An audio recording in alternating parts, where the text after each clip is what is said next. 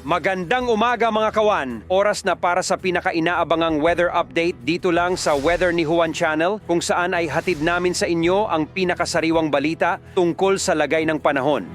Tara na't alamin natin ang weather update today. Magandang umaga po sa ating lahat. Ngayon ay araw ng Martes, October 31, 2023 at narito ang magiging lagay ng panahon para sa buong maghapon at sa mga susunod pang mga araw. Sa kasalukuyan, patuloy na umiiral yung northeast monsoon o yung hanging amihan dito sa may bahagi ng northern at central Luzon at dito naman sa may silangang bahagi ng southern Luzon, gayon din sa may Visayas, umiiral naman itong tinatawag natin na shear line o yung salubungan ng malamig na hangin na nagmumula sa hanging amihan at yung mainit naman na hangin na nagmumula sa karagatang Pasipiko. Samantalang ito namang low pressure area na ating binabantayan ay huling namataan sa may layong 470 kilometers sa may silangan ng Birang Catanduanes at nananatiling mababa yung tsansa nito na maging isang bagyo within the next 48 hours bagamat lalapit po ito sa may silangang bahagi ng Southern Luzon, partikular sa may Bicol region. Bagamat paglapit nito sa may Bicol region, mataas yung tsansa na mag-dissipate ito at sa mga susunod na mga araw ang iiral na lamang ay itong tinatawag natin na shear line. At para naman sa magiging lagay ng panahon ngayong maghapon sa Kalakang Luzon, asahan natin yung maulap na kalangitan na may mahihinang pag-ulan o pag-ambon sa may bahagi ng Batanes, Cagayan, gayon din sa may Isabela, dulot yan ng hanging amihan, at bagya maulap hanggang sa maulap na kalangitan na may mahihinang pag-ulan o pag-ambon sa nalalabing bahagi ng Northern Luzon, gayon din sa may Central Luzon. Samantalang sa buong maghapon, aasahan naman na maulap na kalangitan na may kalat-kalat na mga pag-ulan, pagkidat at pagkulog sa may bahagi ng Aurora, Quezon, Bicol Region at sa may Mimaropa, dulot yan ng trough ng low pressure area at ng shear line. At dito sa Metro Manila at sa may Calabarzon, naasahan naman bahagya maulap na hanggang sa maulap na kalangitan na may mga pulupulong mga pag-ulan, pagkidlat at pagkulog, dulot naman ngayon ng mga localized thunderstorms. Although sa buong maghapon, possible na maging madalas yung mga localized thunderstorms dahil sa lapit ng axis ng shear line. At ang agwat ng temperatura sa may Lawag na sa 24 to 33 degrees Celsius, sa may Tuguegarao at Metro Manila na sa 24 to 32, Baguio City 16 to 24, sa may Tagaytay 22 to 30, sa may Legazpi ay nasa 24 to 30, Puerto Princesa 26 to 31 at sa may Calayan Islands naman ay 25 to 30 degrees Celsius. At para naman sa magiging lagay ng panahon sa Kalakang, Visayas at Mindanao, aasahan sa buong maghapon na maulap na kalangitan na may kalat-kalat na mga pag-ulan, pagkidat at pagkulog sa buong Visayas dahil po yan sa trough ng low pressure area at ng shear line.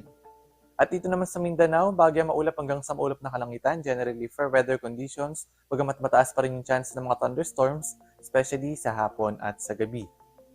Agwat ng temperatura sa may Iloilo nasa 27 to 32 degrees Celsius, sa may Metro Cebu at sa may Tacloban nasa 26 to 31 degrees Celsius, sa may Cagayan de Oro 25 to 31, sa may Zamboanga City nasa 26 to 33, at sa may Metro Davao naman ay 25 to 33 degrees Celsius. At sa ngayon wala tayong nakataas na gale warning sa namambaybayin ng ating bansa. Malaya pa rin makakapalaot yung ating mga kababayang mga isda at may maliliit na sasakyang pandagat. Iba yung pag-iingat lamang sa mga papalaot sa lahat ng baybayin ng Luzon dahil maaaring makaranas ng katamtaman hanggang sa matataas na alon, dulot yan ng hanging amihan. Yung mga uwi po ng mga probinsya, lalong-lalo na yung mga sasakay sa maliliit na mga bangka, iba yung pag-iingat po sa kanilang pagpalaot. At para naman sa ating 3-day weather outlook sa mga pangunahing syudad ng ating bansa, dito sa Metro Manila, asahan natin na yung November 1 bukas hanggang sa araw ng Huwebes, November 2, ay magkakaroon ng mga pag-ulan, pagkidat at pagkulog, dulot po yan ng shear line. Kaya po yung mga dadalaw sa mga sementeryo ay magdala po tayo ng pananggalang sa mga pag-ulan. At by Friday, asa naman ang generally fair weather conditions na dito sa Metro Manila at sa mga karating ng mga lugar sa may Southern Luzon. At dito naman sa may Baguio City, patuloy yung pag-iral ng hanging amihan, magdadala rin ito ng maulap na kalangitan na may mahihinang pag-ulan o pag-ambon by November 1 and by November 2. And by November 3, asahan naman ng generally fair weather conditions, bagamat magkakaroon pa rin ng mga pag-ambon.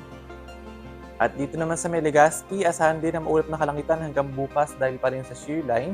At by November 2 and November 3, asahan naman generally fair weather conditions at may mga chance lamang ng mga isolated rain showers and thunderstorms. At dito sa may Visayas at Mindanao, sa may Metro Cebu at sa may Metro Davao, asahan ang bahagyang maulap hanggang sa maulap na kalangitan at magkakaroon lamang ng mga pulupulong mga pag-ulan, pagkidlat at pagkulog lalong-lalo na sa hapon at sa gabi. Agwat ng temperatura sa Metro Manila na sa 24 to 31 degrees Celsius, sa may Baguio City 15 to 23, sa may Legazpi ay nasa 24 to 32 degrees Celsius, sa may Metro Cebu 24 to 32 at sa may Metro Davao naman ay 24 to 32 degrees Celsius. At ang ating sunrise ay 5:51 AM at lulubog naman ang araw ng 5:28 ng gabi. At yun po ang pinaka-latest na balita tungkol sa ating panahon. Maraming salamat sa inyong patuloy na suporta at pagtangkilik sa Weather ni Juan Channel. Huwag kalimutang i-click ang subscribe button at pindutin ang notification bell para lagi po kayong updated hindi lang sa mga bagong balita ukol sa ating panahon, pati na rin sa mga trivia at dagdag kaalaman tungkol sa ating kalikasan. Ingat palagi mga kahuan!